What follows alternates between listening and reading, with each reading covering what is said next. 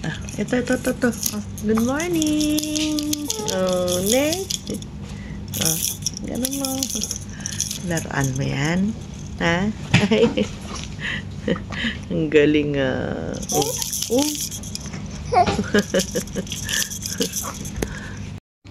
Tulog. Bababa ko na. Sarap na ng tulog. Hi guys. So ayan, nagbabad ako. Kanina pa ito eh. Naka 1 oras, nag-brine muna ako, tapos saka ko nilagyan ng ng toyo, bawang, paminta, ano pa ba? Ito nilagay ko. Ayun, oyster sauce. Kalimutan ko na magpiprito na ako. Uy.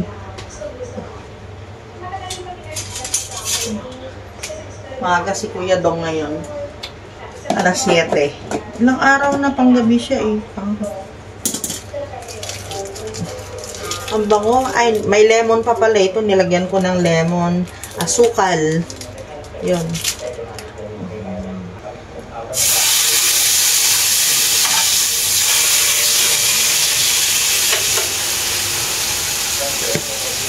Try muna natin yung isa. Kung tama na yung lasa niya. Lagyan ko lang ng konting mantika.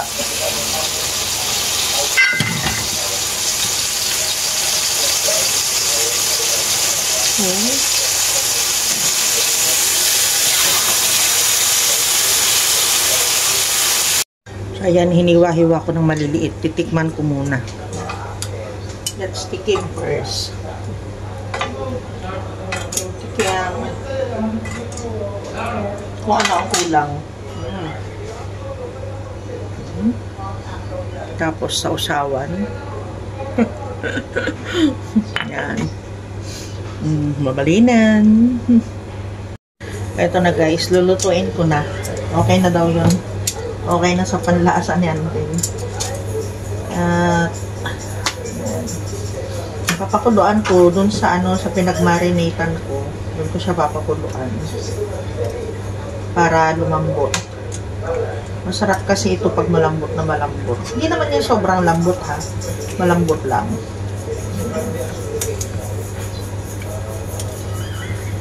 Yan. So, salang ko na muna ito. Yan, kumatas na rin yung karne oh. Papakuluan ko muna ito. Para lumambot. Doon.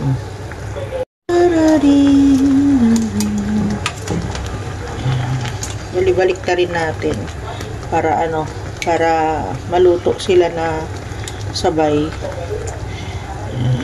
Tapos patutuyuan, tapos ipiprito. Ayun, may instant na kami dito, barbecue.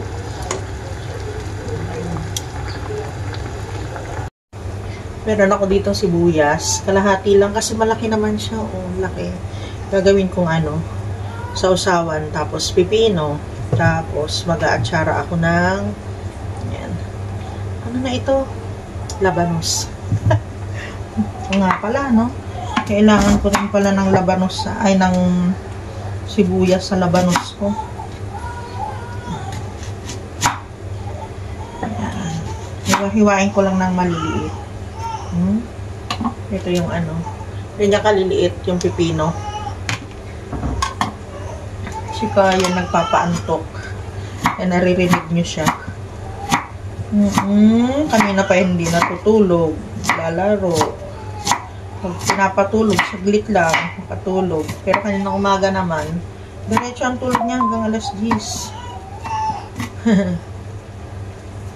Dami. Tinimpla ko ng milk niya. Pag yung milk niya kasi, 2.5 oras lang. Tapos pag hindi na niya naubos, tinatapon na. Kaya, hindi namin sinusobrahan yung pagtitimpla. Minsan naman yung 120, nauubos niya kaagad. Lalo na sa umaga. Pag yung tulog na tulog siya. Tapos humingi ng milk. Taba na si Kayang. Malaki na. Uy! Yan. Siguro okay na ito. Para sa sa sausawan. Yeah. Hi, Dina. Si Dina, saka si Emily ang expert dito. Tapos, lagyan ko ng nakikita naman siguro niya, saka alam naman ang magluto ng, gumawa ng sausawan ng, yan, lagyan natin ng paminta. Teka, takpan ko muna to pala. Yan, pinapakuluan ko na yan. Tapos, yung brown sugar. O, diba? Lagay tayo ng brown sugar sa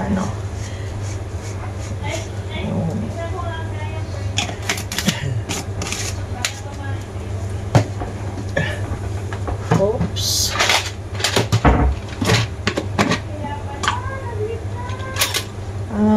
Kaya pala naiyak. Eto, ginawa ko ito na sausawan. Meron siyang sili. Mahilig si Kuya Dong sa sili. Parang kami din ni Papa, mahilig din sa sili. Si Andrea, medyo siya, mahina siya sa sili.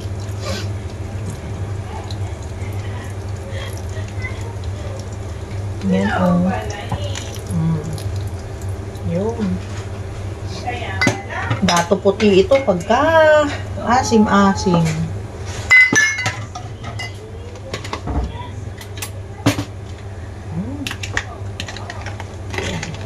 Mamaya ako nadagdagan ng suka. Babad ko lang muna ito. Alas 7 pa naman ang dating ni Dong. Tapos lalagyan pa ito ng asin. Yan. Yan. Tapos tabi ko lang muna ito dito. Ito na guys, so napalambot ko. Tapos ipiprito ko na ngayon. Parang adobo lang, pero lasang barbecue. Malambot na yan. So, hindi na ako maglalagay ng mantika dito sa sa lutuan. Sabayin ko na kaya. Ayan. Sarap lang.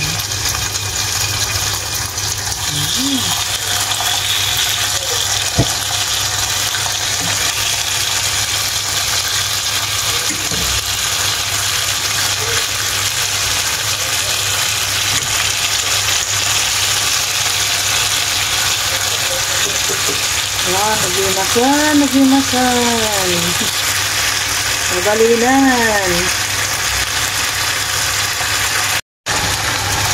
Okay, for today's ulam. Ang lambot na pala. Yes. Barbecue in the pan. Wala kami pang hindi pwede mag-ihaw dito sa flat namin Yan, sarap yan. Barbecue na lang sa kawali. Diba? Tapos merong sausawan na suka. Maanghang.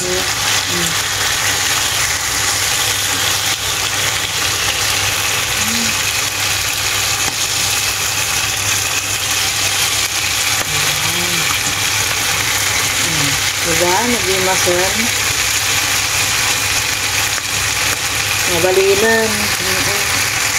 So, naluto na natin yung karne.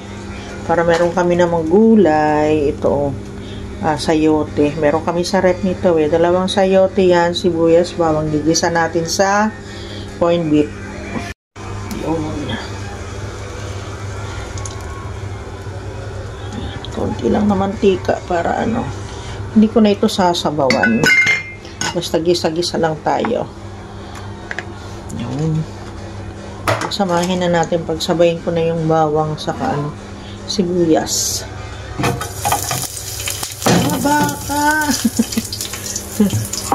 Yun. Kulit mo Yun. Yan. Gisa-gisa lang natin yan. Mabilisan na gisa-gisa. Lagay na natin yung naamoy na yung bawang saka sibuyas, di ba? Bilis. Ito natin yung corned beef. Woo! Sarap. Yung isang corned beef nga lang, di ba? Sarap-sarap na. Nanonood siya din. Kanina pa kami sigaw ng sigaw.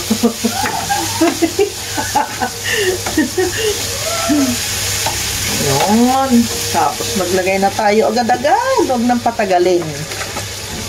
Lagay tayo ng paminta. Ewan ko ba, hindi na ako nakakaluto ng walang paminta. Hindi lang.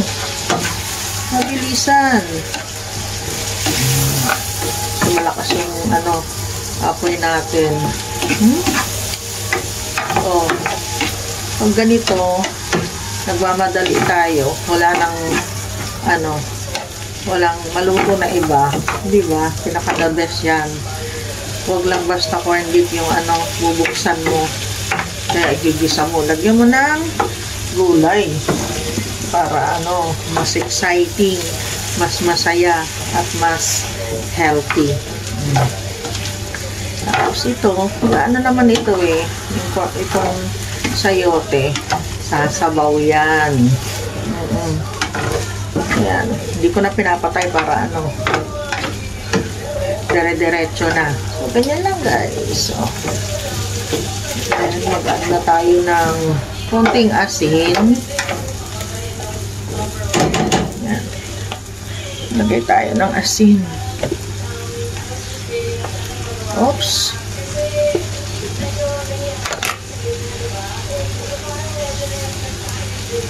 Konti pa.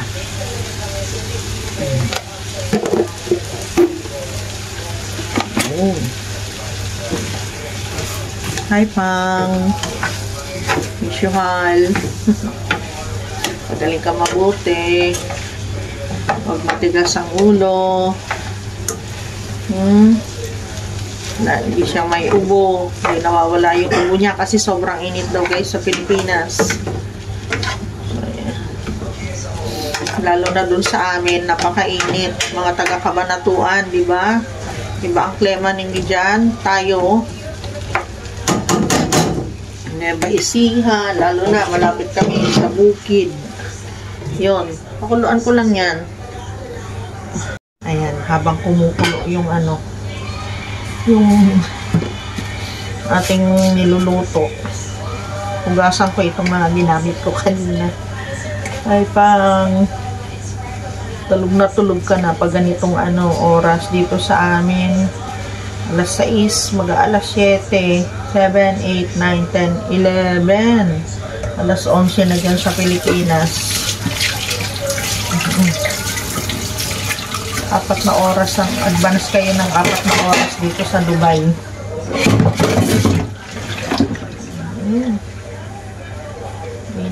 Okay, check natin ito. Muntik ka ng matutsong. Ayan.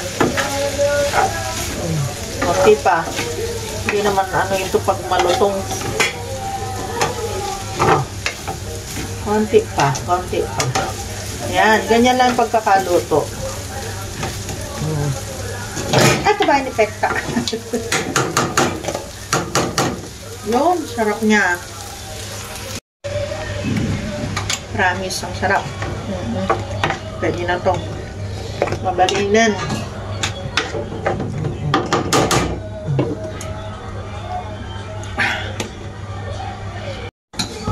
Sasaing ako. Ang dami namin kanin na nasisira eh. Minsan may gana, minsan walang gana. Minsan di kumakain si Dong sa gabi.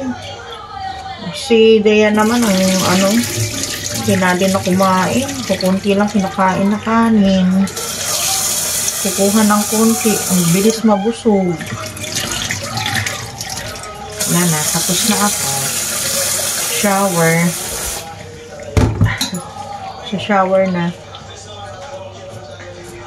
Kalinis na rin ako ng mga dede ni Kayan. Ito to.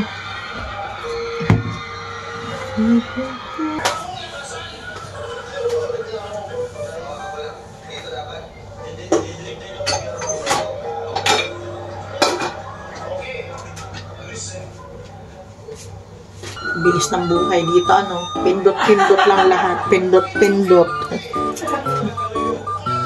Maglalaba ka, pindot. Luluto ka. Yan, medyo.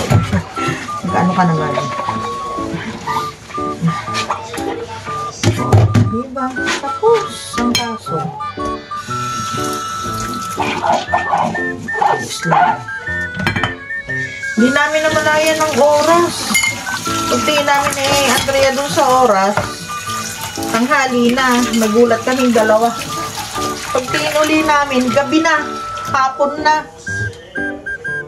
Tingin uli namin, pababa na yung araw. Wala, pabilis ng oras. Parang sa Pilipinas din. Hi, Pang. Ingat ka dyan.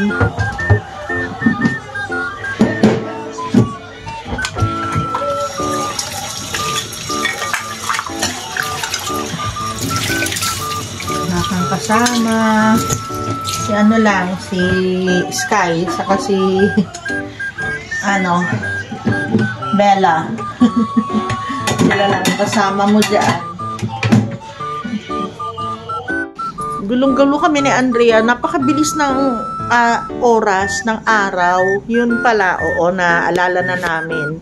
Kasi alas 10 yung bumangon kanina. Kanina lang nangyari yun. Buti nga naka-sleep siya ng ganun kahaba. Sabi ko sana bukas uli, ganun uli ang gising niya. Kasi kinukuha ko na si Kayan mga 6, ganyan. Kanina medyo late yata, mga 7 na. Magsi-7. O mga 6:30 nakuha ko si Kayan. Minsan 5, ganun. Kasi siya yung napupuyat sa magdamag. Siya yung nag-aalaga sa anak niya. Tapos ako naman, ganun, kinukuha ko lang para makatulog din siya. Kasi kawawa naman. Puyat, lalo na pag next week. Yan. Lalo na next week. Maghapon, 2 na lang kami ni Kayan dito sa bahay. Parang Sunday yung next week. Ganun. Kayan? Papasok na si mami niya. 3 months ang 3 months na wala siyang work, naka-leave siya. Buti nga po pwede yung ganun sa company niya. Buti maganda yung company niya. Hindi. Kasi yung iba dito hindi ganun. Minsan nga 1 buwan lang eh. Yung iba 1 buwan lang. Yan. Kayan, anong gusto mo? Pero may gusto siya gusto niya. Eto, inaabot niya Gusto mo yan? Ha? Gusto mo yan? Inaabot niya. Gusto mo? Gusto mo ito? Ha? Anong gusto mo? Ang daming biniling toy ni mami niya ngayon. Tapos alam niyo ba meron siyang binili yung malambot na yung teeter. Tapos syempre, bago namin bibigay kay Kayan dahil nga teeter siya, nilagay namin doon sa sa steam. In-steam ko siya, nilinis ko, in-steam ko yung pala dapat lilinisin lang siya. Tinapon na yata niya yung parang rubber na malambot na may water sa loob. Yung teeter nga. Yun, tinapon na nga namin kasi siya gumanon, nagdikit siya na ganyan. May portion lang na nagdikit. Baka may na yun, wag na, sabi niya. Bibili na lang siya ng panibago. Marami siya nabili ngayong araw na ito. Ayun pa, Yan. Puro mga laruan niya ni Kayan. Mga educational niya, toy. Na? Apo. Ang bait talaga niya Mag-slim sila ni mami niya. Hindi ako pwede kasi tumataas yung BP ko. Mainit kasi. Pero yung bata, yun guys, maganda talaga yun. Parang dun siya gumaling talaga. May steamer kami, yung binili namin. Binigyan din pala ako ni Ate Cheng nun. Thank you, Cheng. ng iuwi ko para may magamit din si Papa. So, ayun. Thank you, Ate Cheng Cheng. So, yun. Wala din kaming ganap. Hindi ako lumalabas ngayon kasi busy si Ate Cheng. Next month kasi yun, hinahanda niya pang sa next month. Meron silang mga events. So, nag-aasikaso siya. Hindi pa rin kami nagkita ni Ate Cheng mula nung huli na na magkakasama kami ng IKEA. Yun. Hindi pa rin kami nagkita. Parang 1 week na hindi kami nagkita ni Ate Cheng. So, masyado silang busy ngayon. So, yun lang guys. Yun lang naman. Ganito lang kasimple yung araw namin dito ni Andrea. Nanonood kami ng TV maghapon. Wala namang ibang gagawin. Pagsikayan kasi sa umaga, nilalabas ko siya ng binababa ko siya pag tulog pa sila mag-asawa. Bababa ko, papaarawan ko. Pero, mas prepared ko yung, pag yun natutulog sikayan sa umaga, hindi ko siya binabangon, hindi ko siya ginigising kasi gusto ko na na mahusto yung tulog niya kasi pag bumaba kami hindi na siya makakatulog ulit.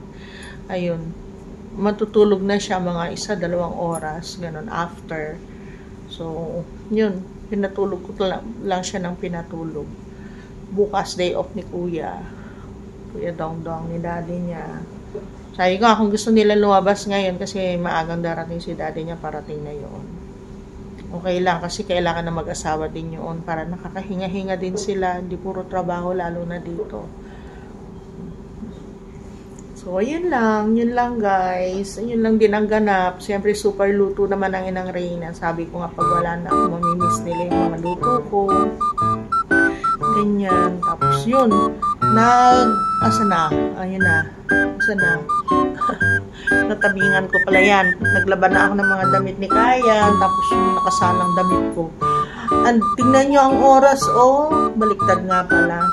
Mag-aalas 8 na. Parating na si Kuya Dong. So guys, yun lang po. Sana nag-enjoy din guys sa vlog namin kahit na papaano. Kahit pa ganun-ganun lang. Luto-luto lang tayo.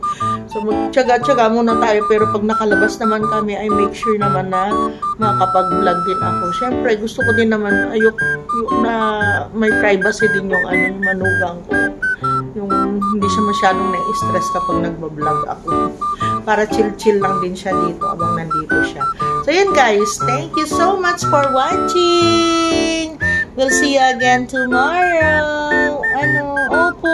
Hopefully we'll see you tomorrow. Magbablog uli si Amita. Opo, bye-bye. Good night. Good night, kaya na pogi kong love-love. Pogi kong love-love. Pogi kong love-love. Good night naman yan to love-love ko. Love-love ko, love-love. At saka yung nose niya, Naantok na. Good night.